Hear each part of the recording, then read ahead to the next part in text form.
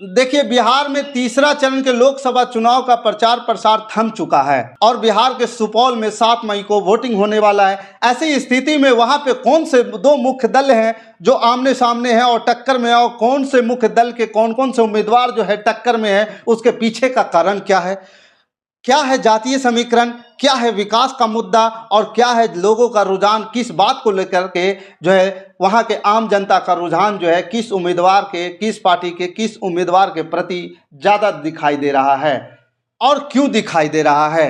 दोस्तों नमस्कार, प्रणाम, मैं हूं पवन चंचल और आप देख रहे हैं जन जोश न्यूज़। अगर आप इसे फेसबुक पे देख रहे हैं तो फॉलो कीजिए और यूट्यूब पे देख रहे हैं तो सब्सक्राइब कीजिए। दो मुख्य दल जो है आमने सामने टक्कर में है, आरजेडी और जदयू।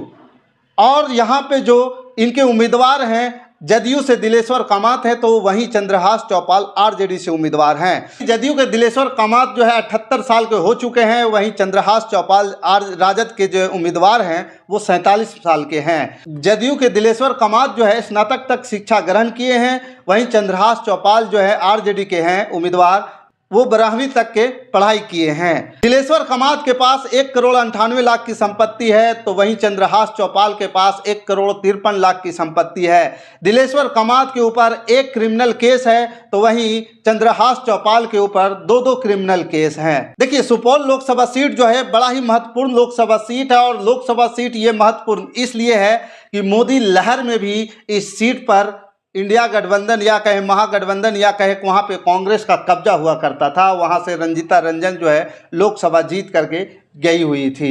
सुपौल में इस बार लालू प्रसाद यादव ने 2 नए प्रयोग किए हैं। पहला, कांग्रेस की जगह राजद के उम्मीदवार को मैदान में उतारा है। पिछले 3 चुनाव से यहाँ कांग्रेस की रंजीता रंजन चुनाव लड़ते आ रही थी। दूसरा, अब तक ओबीसी बहुल इस सीट पर मुकाबला भी इन्हीं बीच होता है। लालू यादव ने इस बार दलित उम्मीदवार को मौका दिया है।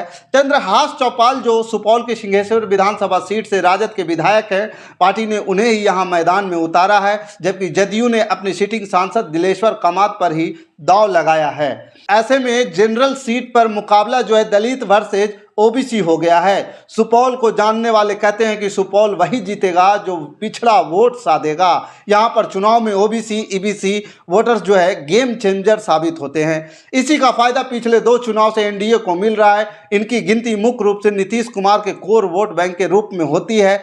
दलित कार्ड का भी लाभ यहाँ इंडिया गठबंधन को जमीन पर बहुत ज्यादा मिलता हुआ दिखाई नहीं दे रहा है। सुपौल में लालू प्रसाद यादव ने भले ही दलित कार्ड चला हो, लेकिन इसका उन्हें ज्यादा फायदा मिलता नहीं दिख रहा है। दलित चिराग को नेता मान रहे हैं या फिर मोदी को। चंद्रहास चौपाल के चेहरे पर कुछ जरूर साथ आ रहे हैं, लेकिन विधायक होने के कारण उनके इलाके में उनके खिलाफ एंटी इनकम्बेंसी है। दूसरी तरफ लालू के कोर वोट बैंक में भी जदयू यहाँ सेंधमारी करते हुए दिखाई दे रहे हैं। पॉलिटिकल एक्सपर्ट कहते हैं कि विजेंद्र यादव की छवि सुपौल में एक बड़ा नेता की है। सुपौल से अभी तक वो अपराजित रहे हैं। जो यादव इस बार लालू यादव के साथ इंटैक्ट हैं, वह विजेंद्र यादव के कारण बड़ी संख्या में जदयू के साथ हैं। सुपौल में यादव की आबादी लगभग 3 लाख से ज्यादा है। इसके अलावा ओबीसी की बात करें तो धनुक मेहता यहाँ निर्णायक भूमिका में है। इनको नीतीश कुमार का कोर वोट बैंक माना जाता है। दिलेश्वर कामत भी इसी जाति से आते हैं।